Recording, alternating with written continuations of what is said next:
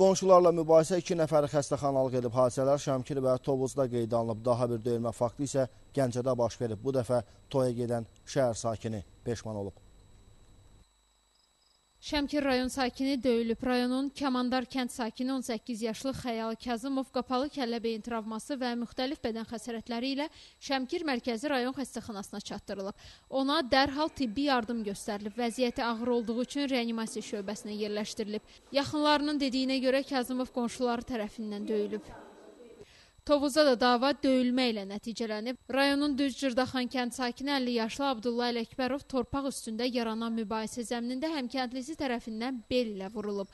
Tovuz mərkəzi rayon xəstəxanasına çatdırılan zərərçəkənin boyun və qulaq nahiyəsindən xəsarət aldığı müəyyənləşdirilib. Ona dərhal tibbi yardım göstərilib, vəziyyətinin orta ağır olduğu bildirilir. Gəncə sakini isə toyda döyülərək xəsarət alıb. Hadisə şəhərin Şadlıq saraylarından birində baş verib. Gülüstan qəsəbəsi bina 33 ev 11 ünvanında yaşayan 31 yaşlı Orxan Məhərrəmov Gəncə şəhər təcili tibbi yardım xəstəxanasının travmatologiya şöbəsinə müraciət edib. Həkimlər ona sağ qaş nahiyəsinin çapılmış yarası diaqnozu qoyub. Yaralıya tibbi yardım göstərildikdən sonra ambulator müalicəyə buraxılıb. Məlumata görə Orxan Məhərrəmovu toyda tanımadığı şəxs vurub.